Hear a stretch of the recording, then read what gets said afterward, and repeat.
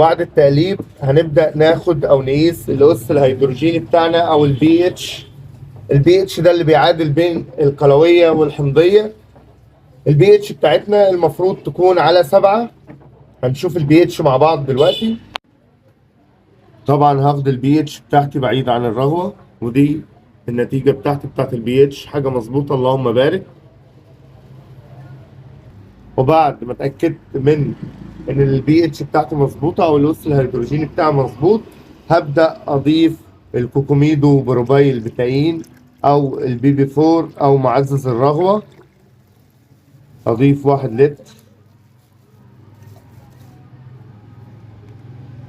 وهنبدأ نقلبه كويس.